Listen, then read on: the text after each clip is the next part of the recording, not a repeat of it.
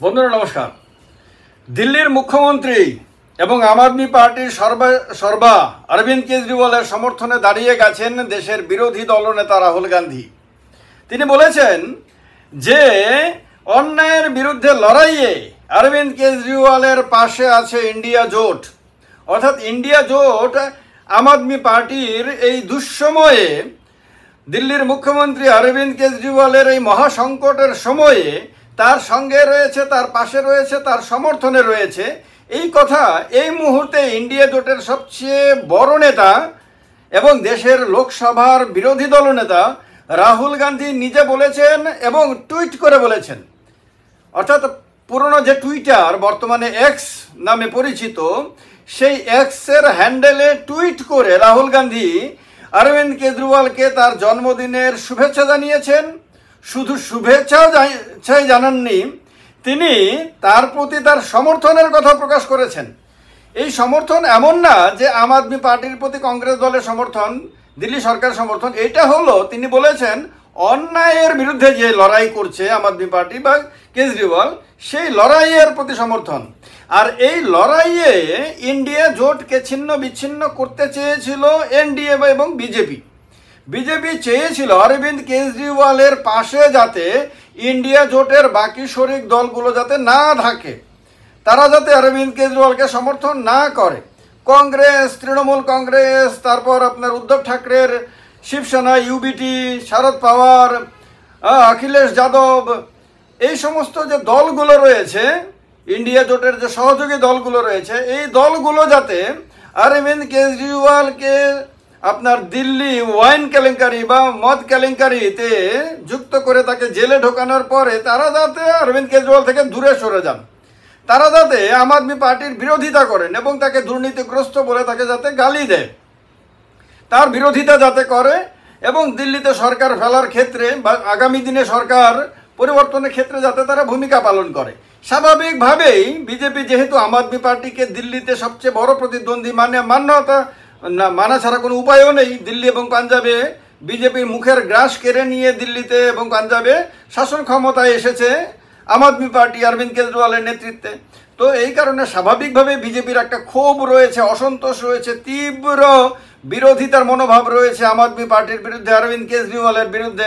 এই অরবিন্দ কেজরিওয়ালই আন্না আন্দোলনের পরে নতুন পার্টি বানিয়ে শীলা দীক্ষিত সরকারকে সরিয়ে সেখানে ক্ষমতা দখল করে, যেটা বিজেপি স্বপ্ন দেখছিল সেই সময়ে, যে আন্না হাজারের আন্দোলন, রামদেবের আন্দোলন, এইগুলোর ফলে যে মানুষের মধ্যে যে কংগ্রেস বিরোধী একটা ক্ষোভ তৈরি হয়েছিল, সেইটাকে কাজে লাগিয়ে বিজেপি ক্ষমতায় আসবে দিল্লিতে এবং অন্যান্য রাজ্যে এবং দেশের রাষ্ট্র ক্ষমতায় বিজেপি চলে আসবে।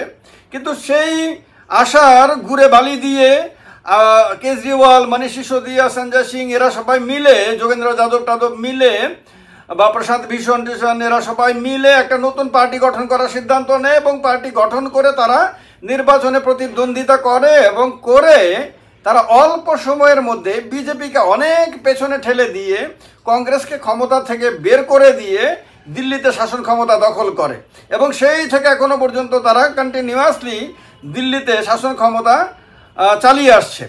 তো সে থেকে বিজেপির তাদের প্রতি যে একটা ক্ষোভ জন্ম নেয়, তীব্র ক্ষোভ, সেই ক্ষোভটা এখনো পর্যন্ত অনেকে বলছে যে এই কারণে তাদের ক্ষমতায় আশা থেকে তাদেরকে বাধা দিতে না পারার কারণে বা তাদের ক্ষমতাচ্যুত করতে না পারার কারণে তাদেরকে বিভিন্ন ধরনের মামলাতে জড়িয়ে তাদের বড় বড় নেতাদেরকে জেলে ঢুকিয়ে দেওয়ার পরিকল্পনা নেওয়া হয় এবং সেই পরিকল্পনার অন্তর্গতই মনীষ সিসোদিয়াকে জেলে ঢোকানো হয়েছিল, সঞ্জয় সিংকে জেলে ঢোকানো হয়েছিল, অরবিন্দ কেজরিওয়ালকে জেলে ঢুকিয়ে রেখে দেওয়া হয়েছে এখনো পর্যন্ত। তাছাড়া আরও অনেক নেতাকে হয় তাদেরকে দল ভাঙিয়ে আম আদমি পার্টি থেকে বিজেপিতে নিয়ে আসার চেষ্টা হয়েছে বা হচ্ছে, অথবা তাদেরকে কোনো না কোনোভাবে মামলাতে ফাঁসিয়ে তাদেরকে জেলে ঢোকানোর ব্যবস্থা করা হচ্ছে। এই রকম অভিযোগ বারবার আম আদমি পার্টির তরফ থেকে উঠে এসেছে। তো সেই অবস্থাতে যখন ইন্ডিয়া জোট এই আম আদমি পার্টি থেকে দূরে চলে যাবে আশা করেছিল বিজেপি, তখন দেখা যাচ্ছে যে অন্যান্য দলগুলো বিভিন্ন সময়ে, সে উদ্ধব ঠাকরেকে দেখা গেছে অরবিন্দ কেজরিওয়ালের পরিবারের সদস্যদের সঙ্গে দেখা করতে, তাদের প্রতি সমর্থন জানাতে, অখিলেশ যাদবকেও দেখা গেছে সেম ব্যবহার করতে। তারপরে মমতা বন্দ্যোপাধ্যায়কে দেখা গেছে সেম করতে, ঝাড়খণ্ড মুক্তি মোর্চার হেমন্ত সোরেনকে সেম করতে দেখা গেছে, শারদ পাওয়ারকে সেম করতে দেখা গেছে। এইরকমভাবে যে বিভিন্ন যে সহযোগী দলগুলো রয়েছে ইন্ডিয়া জোটের, তারা সবাই অরবিন্দ কেজরিওয়ালের পরিবারের পাশে গিয়ে দাঁড়িয়েছে, অরবিন্দ কেজরিওয়ালের প্রতি সমর্থন জানিয়েছে এবং অরবিন্দ কেজরিওয়ালকে মিথ্যা মামলায় ফাঁসিয়ে জেলে ঢোকানো হয়েছে বলে তারা বিজেপিকে বারবার খোঁচা দিয়েছে, অভিযুক্ত করেছে, আক্রমণ করেছে রাজনৈতিকভাবে।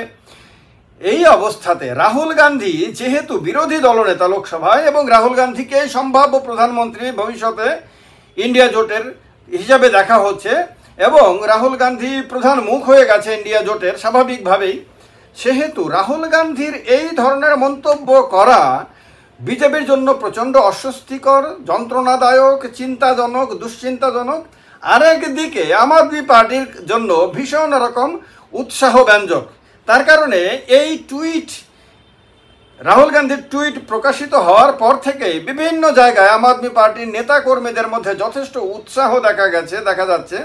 তারা মনে করছে যে তাদের পাশে এখন দেশের লোকসভার বিরোধী দলনেতা দাঁড়িয়ে গেছেন এবং বিরোধী জোট দাঁড়িয়ে গেছে, দেশের বিজেপির পরে সবচেয়ে দ্বিতীয় সর্বোচ্চ আসন পাওয়া দ্বিতীয় বৃহত্তম দল দাঁড়িয়ে গেছে।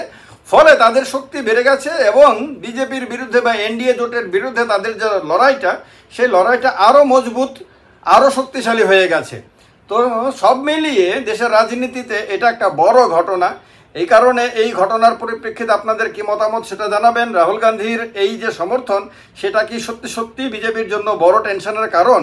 সেটা কি সত্যি সত্যি ইন্ডিয়া জোটকে আরও বেশি শক্তিশালী এবং ঐক্যবদ্ধ করতে পারবে? জানাবেন কমেন্ট বক্সে কমেন্ট করে। ভালো লাগলে ভিডিওটি লাইক করবেন, শেয়ার করবেন। জয় হিন্দ।